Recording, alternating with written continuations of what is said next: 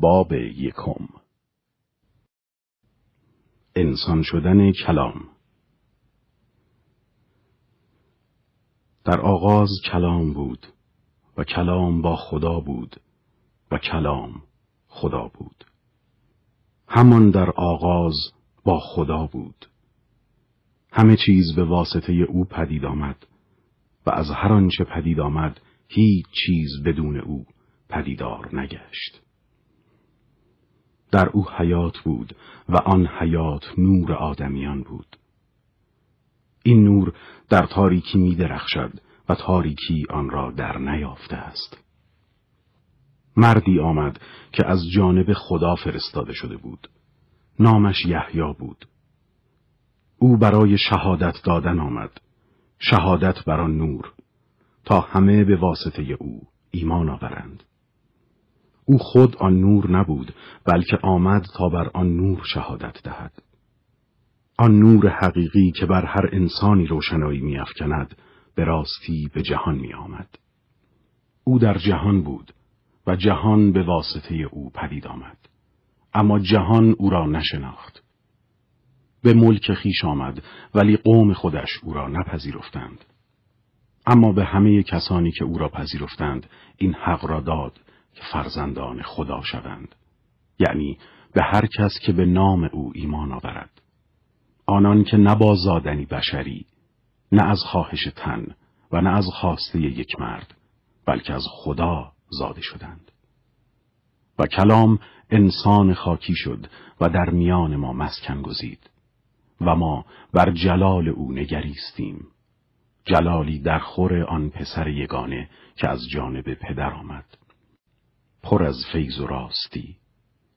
یحیی بر او شهادت میداد و ندا می‌کرد که این است کسی که درباره‌اش گفتم، آن که پس از من می آید بر من برتری یافته، زیرا پیش از من وجود داشته است.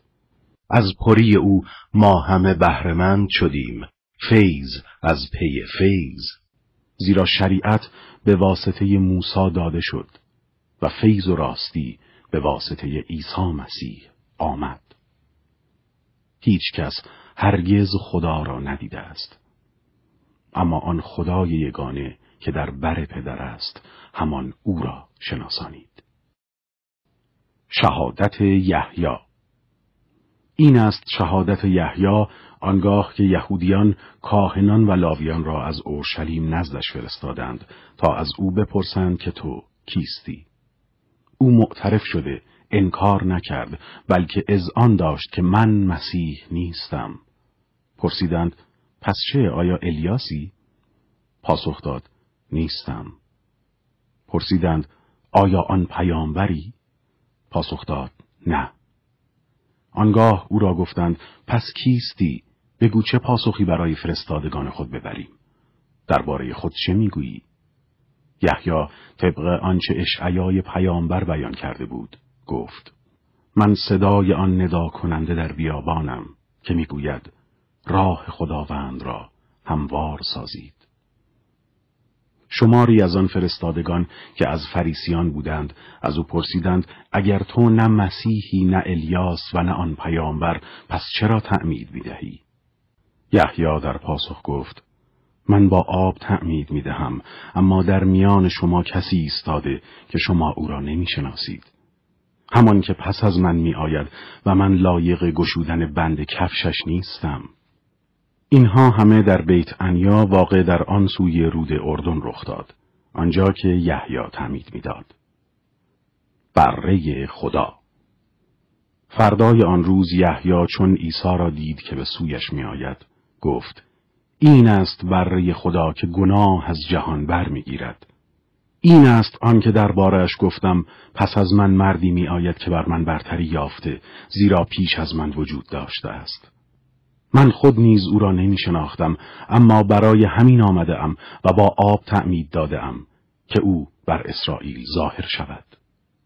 پس یحیی شهادت داده گفت روح را دیدم که چون کبوتری از آسمان فرود آمد و بر او قرار گرفت.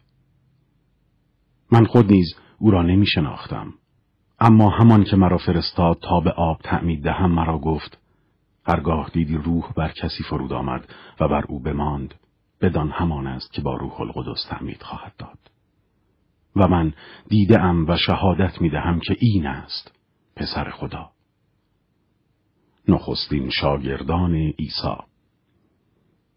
فردای آن روز دیگر بار یحیی با 2 تن از شاگردانش ایستاده بود. او بر عیسی که راه می‌رفت چشم می‌دوخت و گفت: این است بره خدا.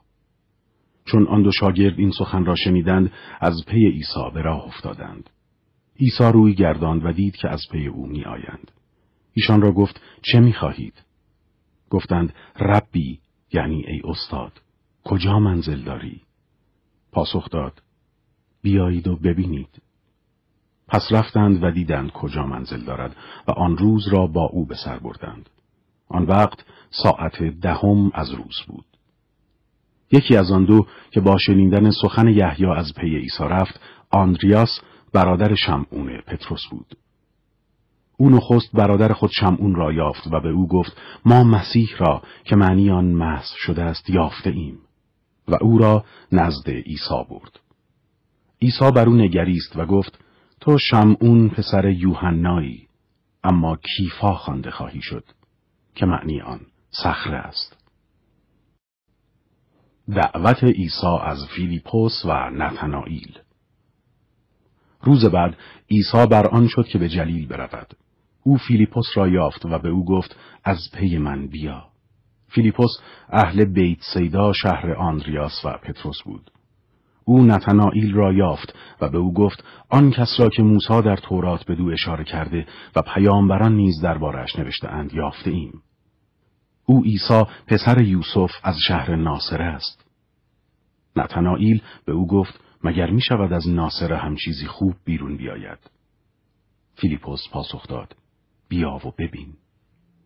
چون عیسی دید نتنائیل به سویش می آید، درباره‌اش گفت: به راستی که این مردی اسرائیلی است که در او هیچ فریب نیست. نتنائیل به او گفت: مرا از کجا می شناسی؟